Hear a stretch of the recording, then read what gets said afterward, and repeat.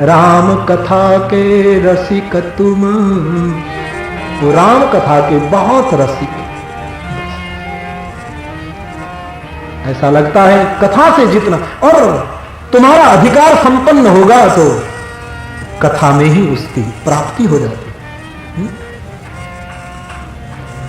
एकनाथ जी के जीवन में घटना घटी कि कथा कह रहे थे, सुंदरकांड की कथा चल रही थी, लोग सुन रहे थे, तो एकनाथ जी ने कथा में कहा कि हनुमान जी अशोक वाटिका में सीता शोध के लिए गए, तो अशोक बाग में सब पुष्प सफेद रंग के थे, लेकिन हनुमान जी को लाल दिखाई दिया। ऐसा निवेदन एकनाथ जी ने किया, ये बनी घटना। तो 2-3 बार यही बात दोहराई कि सब अशोक वाटिका के पुष्प सब सफेद थे, लेकिन हनुमान जी को लाल दिखाई दिए। तो कथा सुनते सुनते सूक्ष्म रूप में हनुमान जी जो रहे, उससे रहा नहीं गया, तो एकदम कथा में खड़े हो गए। एकनाथ जी को ही दर्शन हुआ, किसी को नहीं हुआ। और एकनाथ जी का हाथ पकड़कर कहा कि कथा करते हो और गलत बोलते हो, झूठ निवेदन कर रहे हो, अशोक वाटिका में तुम गए थे या मैं? एकनाथ जी बहुत खुश हो गए कि ये भूल भी कितनी अच्छी जो हनुमान जी को प्रकट कर दे। बहुत राजी हो गए, बोले बाबा क्या बात है? बोले ऐसी गलत कथा,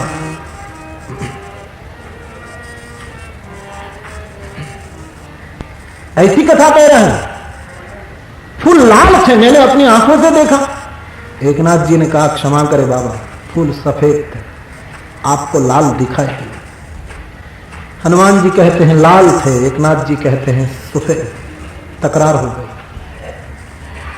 हनुमान जी ने कहा कि तुम कैसे मानोगे? बोले भगवान न्याय करे कि फूल कैसे थे तो मानो। हनुमान जी ने कहा बैठो, मैं अभी भगवान को पूछ कर आता हूं। बोले नहीं, आप अकेले जाएंगे तो भगवान तो आपके हैं, आपके पक्ष में ही न्याय देंगे, मुझे साथ ले चलो।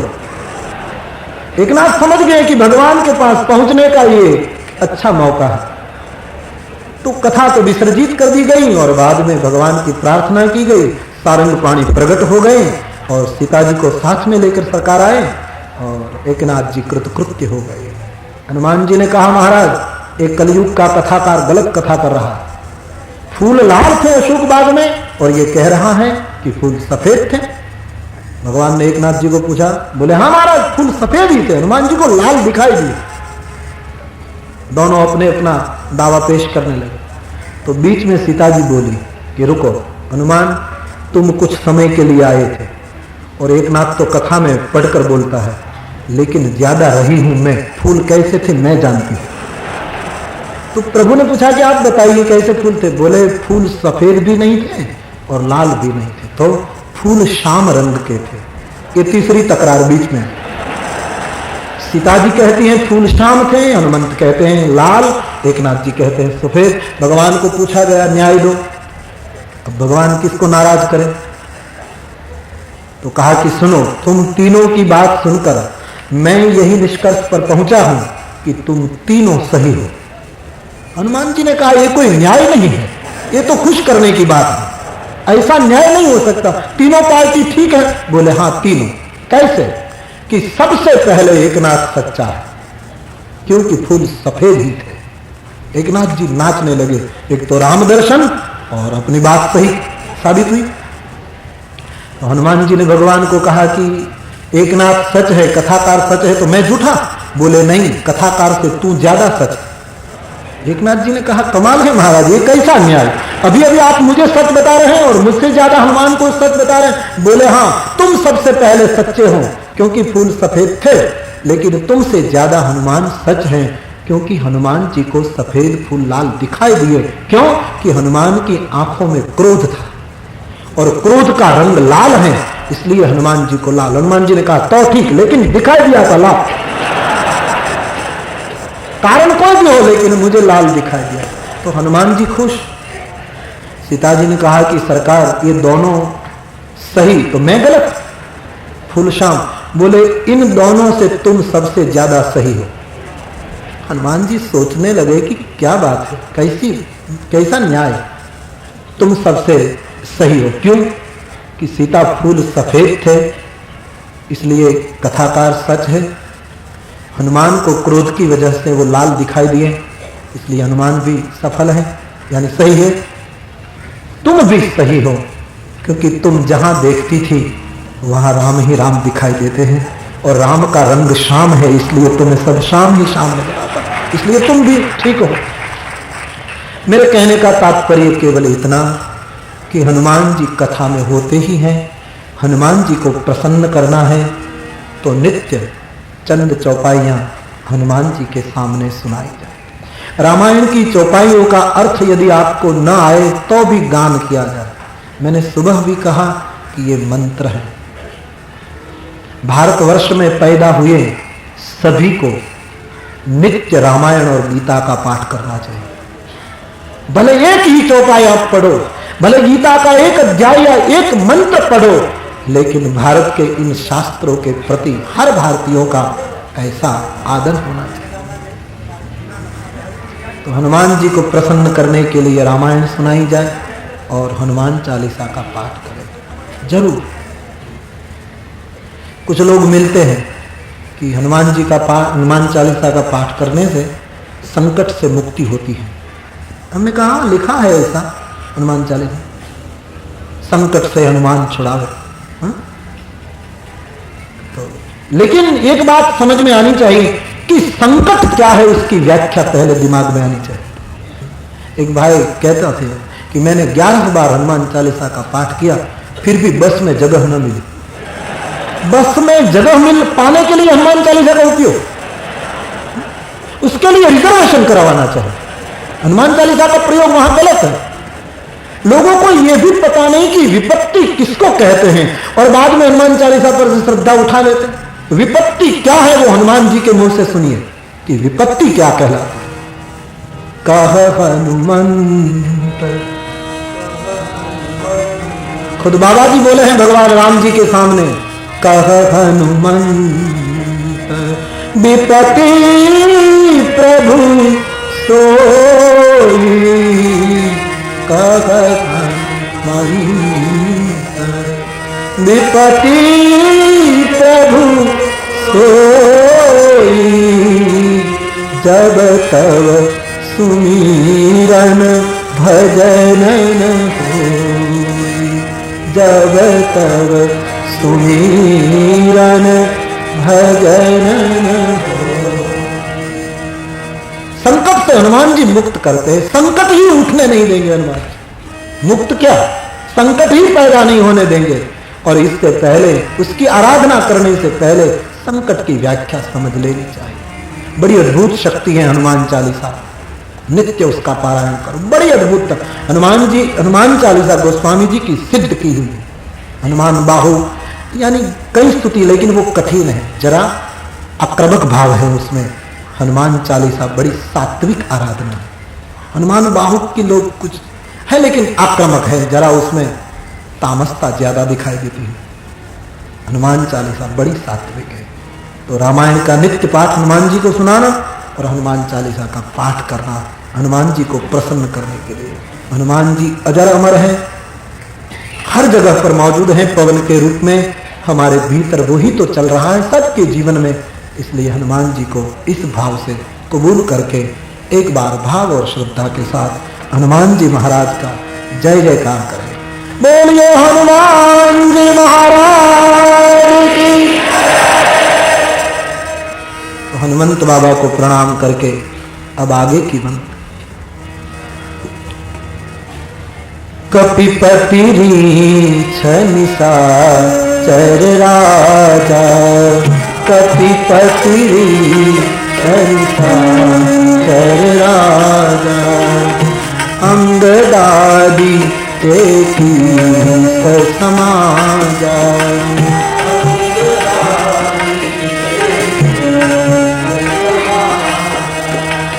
अंगदादि देखी समाजा,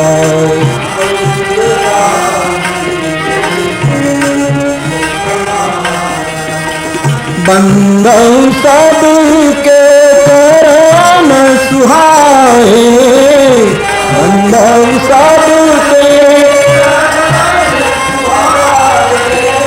बंदौ सबके करम सुहाए, बंदौ सबके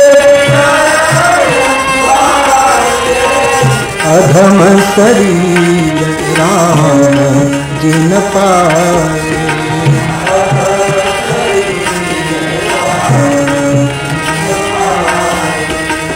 अधम शरीर राम जिन पाए।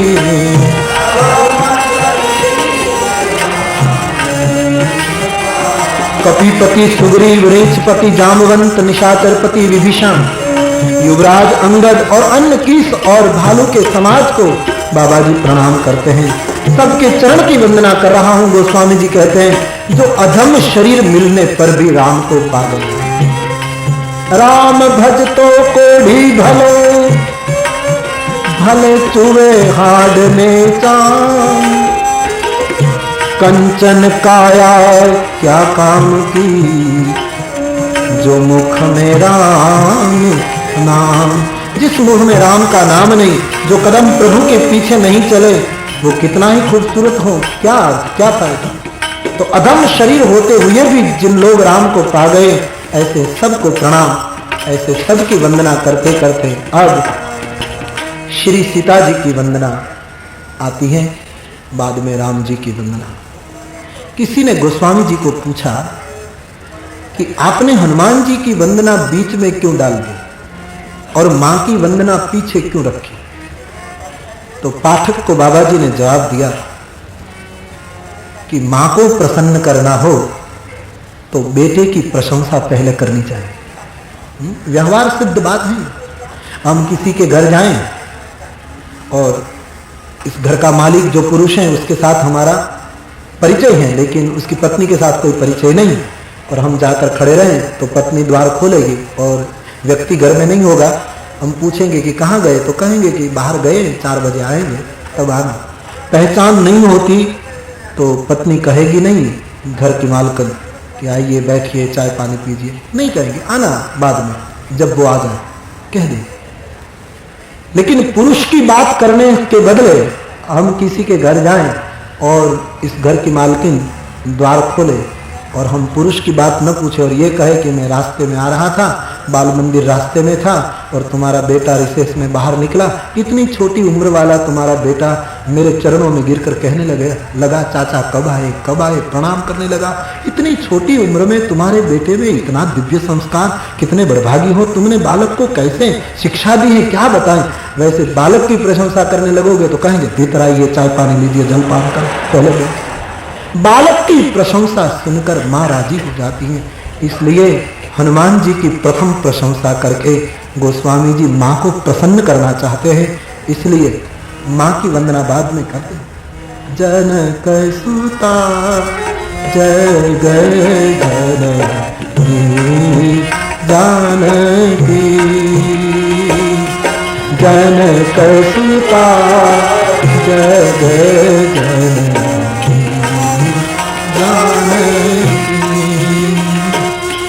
जनक सुता जग जानकी, जनक सुता जग जानकी। अतिशय प्रिय करुणा निधान की, अतिशय प्रिय करुणा निधान की, जनक सुता जग जानकी, जनक सुता जग जनक की बेटी, जगत की माता, करुणा निधान की अति प्रिय मां वैदेही के चरणों में प्रणाम। दोनों चरणारविंद को वंदन करते हुए गोस्वामी जी कहते हैं, सुनिए और गाइए। ताके जुग पद कमर मनाम,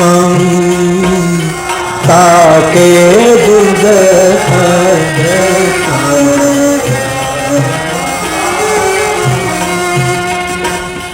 जासु कृपा निर्मल मति जासु कृपा निर्मल मति जासु कृपा निर्मल मति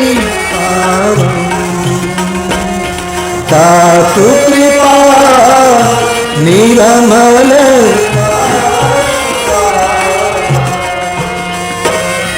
सुनि मन बचन करम रघुनायक सुनि मन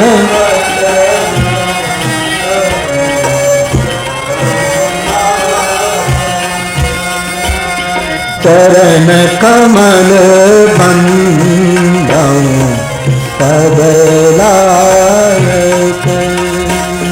चरण कमल बंदं सबलायक चरण कमल बंदं सबलायक चरण कमल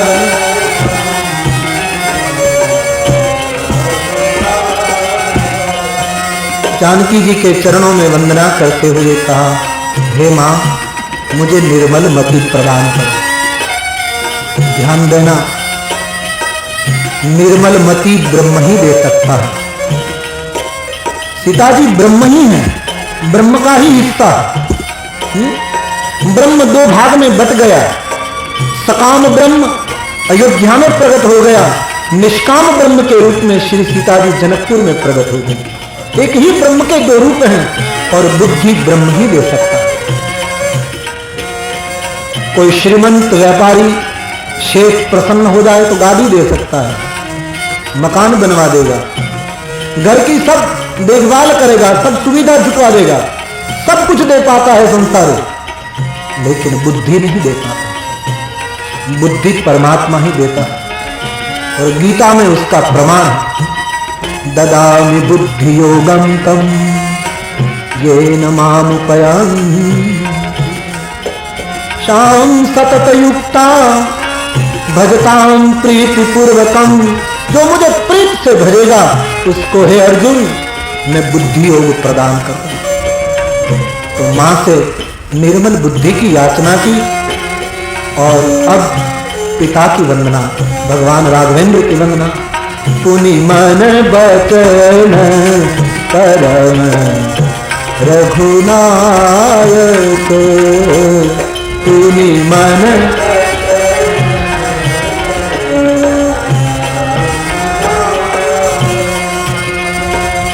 चरण कमल बंदौ सबलायक चरण कमल। सब गाइए,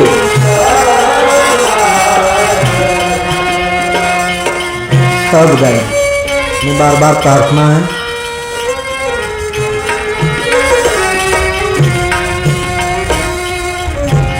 परमात्मा के अनंत गुण हैं, उसको संपूर्ण शास्त्र में कोई लिख नहीं सकता और जितना लिखा गया है इतना कोई वर्णन नहीं कर सकता और जितना वर्णन होता है इतना संपूर्ण कोई सुन नहीं सकता और जितना सुना जाता है इतना कोई जीवन में उतार नहीं सकता।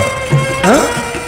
जितना गाया है इतना अपना है, बाकी छूट जाएगा, लेकिन गाने की बात अपने भीतर जमा हो जाएगी, इसलिए सब गाइए। एक चेतावनी,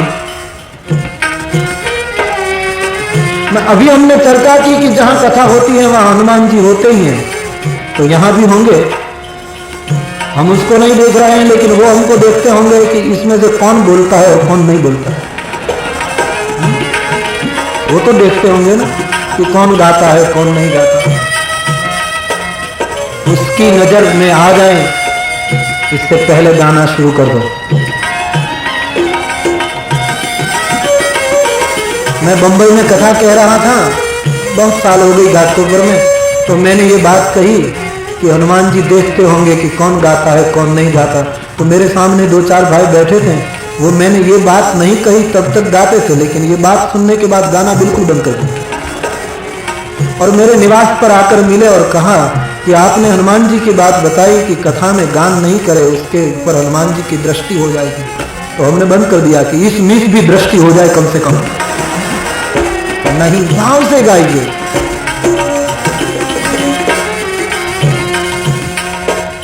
राजीव नयन धरे ध्यान कायक, राजीव नयन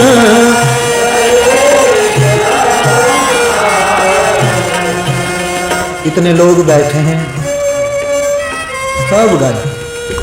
ये चौपाई चलती रहेगी 5 बजे तक यदि आप गाना कबूल नहीं करेंगे। बंगाल संगीत के लिए प्रसिद्ध है। बंगाल की कला और संगीत का हमारे दिल में बड़ा आदर है। बहुत अच्छी संगीत की साधना इस भूमि में हुई है, क्या बताऊं। और कला के लिए तो क्या बताया, इस भूमि में हम बस रहे हैं तो अपनी कला को क्यों दबाते हो, प्रकट होने दीजिए। राजीव नयन धरे धनुषाय,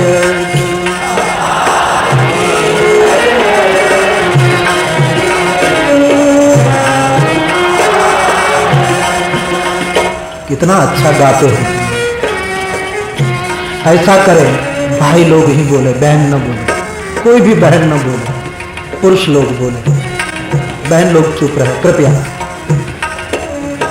राजीव नयन धरे धनुषायक,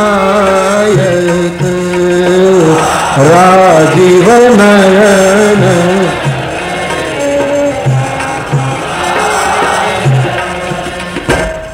राजीव नयन धरे धनुषायक।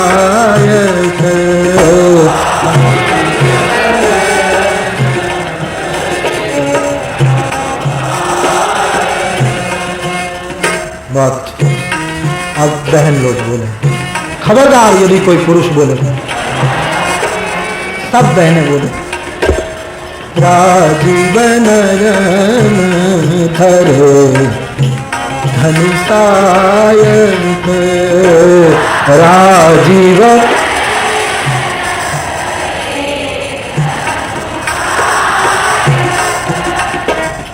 राजीव नयन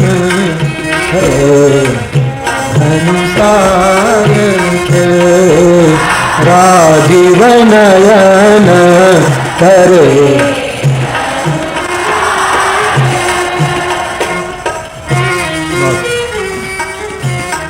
अब सब साथ में भगत विपति भंजन सुखदायक, भगत विपति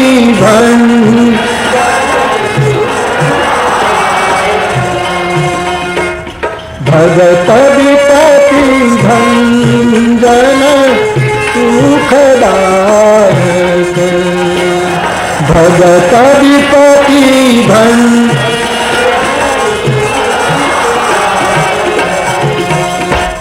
राजीव नयन धरे धनुषायक।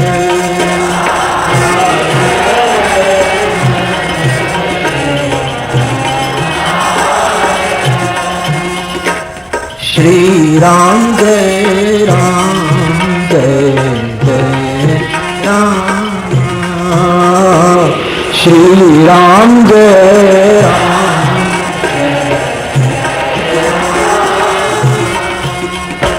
श्री राम जय जय राम, श्री राम जय जय, श्री राम जय राम जय जय राम।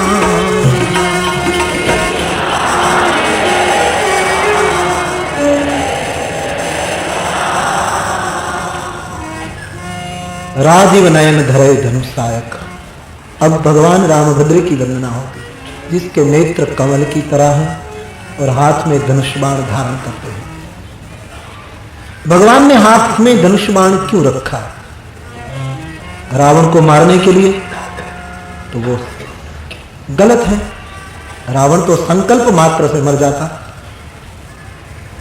दुनिया को दिखाने के लिए तो भी ठीक नहीं। भगवान बिल्कुल साधारण रूप में ही रहे। भक्त की विपत्ति तोड़ने के लिए बाबा जी ने लिखा है, लेकिन भक्त की विपत्ति तोड़ने के लिए भी क्या धनुष बाण भगवान को रखने की जरूरत है क्या? उसकी कृपा दृष्टि पर्याप्त है भक्तों की विपत्ति को तोड़ने के लिए। तो धनुष बाण क्यों रखे? यही तो रामभद्र का सिद्धांत है। कथा आती है, जब विभीषण भगवान के पास आया और सुग्रीव ने मना कर दिया, जानी न जाए निशाचर माया, काम रूप के कारण आया, उसको रोक लिया कि विभीषण को हम स्वीकार न करें, तो बंधन डाल दिया। तो भगवान ने सुग्रीव की बात मान ली और सुग्रीव को कहा कि भाई विभीषण राक्षस का भाई है, लेकिन आया है शरण में तो रख लेना चाहिए। बोले महाराज राक्षस का क्या भरोसा, उसको वो रखना ठीक नहीं, हमारा भेद लेने आया हो तो भगवान ने कहा कि सुग्रीव की बात रखनी चाहिए। इसलिए कहा कि अच्छा, विभीषण का परिचय सुग्रीव तुमको भी नहीं और मुझे भी नहीं, लेकिन हनुमान को है, वो हो आया है वहां, और हनुमान पर तुम्हें भी भरोसा और मुझे भी भरोसा। तो हनुमान को हम पूछे कि विभीषण रखने जैसा है या त्याग कर दे? हनुमान जो कहे वो कबूल। सुग्रीव ने कहा हनुमान बताए तो मुझे कबूल, उसकी दृष्टि पर मुझे भरोसा। तो भगवान ने कहा मुझे भी भरोसा। तो हनुमान जी को बुलाया गया, कहा कि बोलो विभीषण को रखे या उसको त्याग दें, क्या करें बताओ। तो हनुमान जी ने दूर खड़े खड़े सर झुकाकर भगवान को इशारे में कह दिया, हाँ महाराज रख लो, शरण में आया है, आप शरणागत वत्सल हैं, उसको ठुकराए ना, रख लीजिए। अब तो सुग्रीव कुछ बोल नहीं पाएगा, लेकिन भगवान सुग्रीव के मन की शंका संपूर्ण निर्मूल करना चाहते थे। इसलिए दूसरी बार इशारे में हनुमान जी को पूछा कि तुम ठीक से बता रहे हो, ये रखने जैसा आदमी है, बाद में कुछ तकलीफ ना हो। दूसरी बार सर हिलाकर कहा महाराज रख लीजिए ना, मैंने कह दिया रख लीजिए। तीसरी बार भगवान ने पूछा तो हनुमान जी ने कहा कि महाराज इशारे में कि बार बार आप पूछते हैं तो अब मैं नहीं बताऊंगा, क्योंकि मुझे भी ज्यादा परिचय नहीं, मैं तो रात को गया था और सुबह सुबह तो चला, इसलिए मुझे ज्यादा परिचय नहीं। यदि आपको पूरा परिचय विभीषण का चाहिए तो आप अपने धनुष बाण को क्यों नहीं पूछते, उसको ही पूछ लीजिए, वो आपको बता देंगे।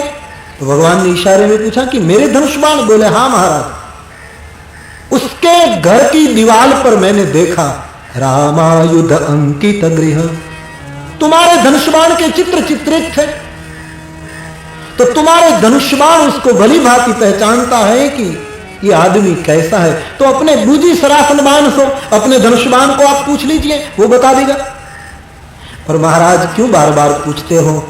धनुष बाण आप इसलिए तो रखते हैं कि दुनिया को आप बताना चाहते हैं कि धनुष वक्र है और तीर सीधा है, आप दोनों को अपने पास रखते हैं। इसका मतलब यह हुआ कि सीधे को भी आप स्वीकार करते हैं और टेढ़े को भी आप स्वीकार कर लेते हैं। अभी तक कई सीधे आदमियों को रखा है तो एक टेढ़ा आ गया तो उसको भी ले लीजिए महाराज, क्योंकि आपने धनुष बाण जो धारण किया है वही तो उसका प्रतीक है। और महाराज आप तो जानते हैं कि सीधे तीर को तो आप कभी कभी दूर भी फेंक देते हैं। तीर को तो धनुष पर चढ़ाकर दूर फेंका जाता, लेकिन धनुष को आपने कभी अपने से विलग नहीं किया। तो वक्र को, उल्टे को, पतित को तो आप अपने निकट ही रखते हैं। तो आपका धर्म ही यही है, आपका स्वभाव ही यही है कि सबको एक साथ निभाना। तो महाराज मुझे क्यों पूछते हैं? बस यही बात पर एकदम विभीषण का स्वीकार हो जाता है। मेरे कहने का मतलब भगवान धनुष बाण इसलिए रखते हैं कि हम सबको आश्वासन देना चाहते हैं कि तुम कैसे भी हो मेरे पास आ जाओ, मैं तुम्हें रखूंगा। वक्र हो या सीधे हो।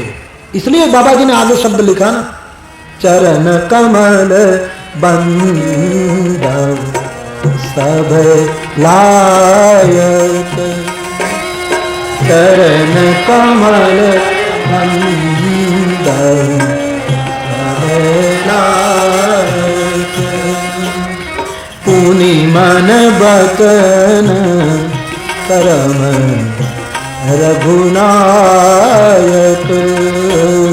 पुनि मन बचन करम।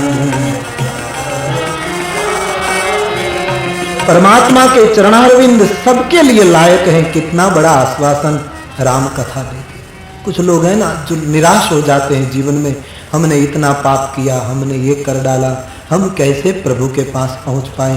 उसके लिए चौपाई बड़ा मंत्र है कि कैसे भी हम हैं, परमात्मा के चरण सबके लिए लायक हैं। थोड़ी गति करो, वो ठुकराएंगे नहीं। उसके पास जो गया वो प्रेम पाया, वो शांति पाया, वो विश्राम पाया। जाने की जरूरत है। कभी भी जीवन में हो गया तो हो गया, निराश मत होना। रामायण विश्वास का ग्रंथ है। कई लोग ऐसे होते हैं जीवन से बहुत निराश हो जाते हैं। इसके लिए बड़ा आदर्श है कि हम कैसे भी क्यों न हो। मानस के अंत में गोस्वामी जी लिखते हैं, कनिका अजामिल व्याध गीत गजादि कल तारे आभीर जमन की रात। कितने कितने को तारे हैं परमात्मा।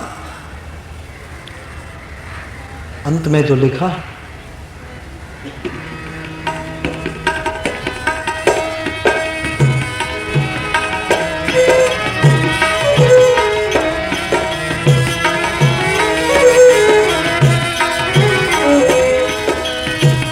सुंदर सुजान कृपा निधान, सुंदर सुजान,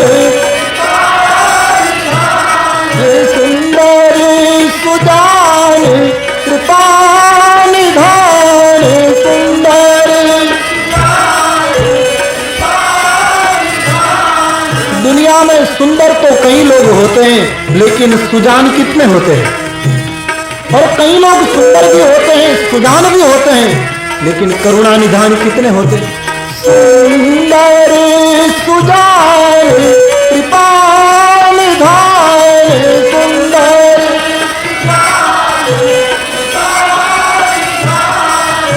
अनाथ पर कर प्रीत जो, अनाथ पर कर प्रीत जो, अनाथ पर कर प्रीत जो, अनाथ पर सो एक राम अकाम ही कोई, सो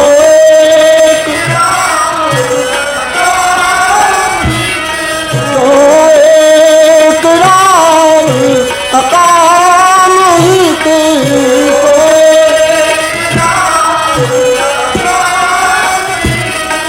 निर्वाण प्रद समान को, निर्वाण तुम ही तो हो निर्वाण प्रद, निर्वाण प्रद समान को।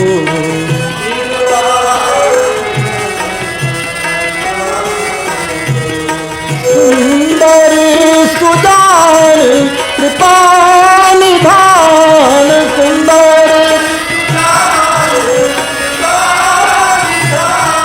सुंदर सुजान कृपा निधान, सुंदर अनाथ पर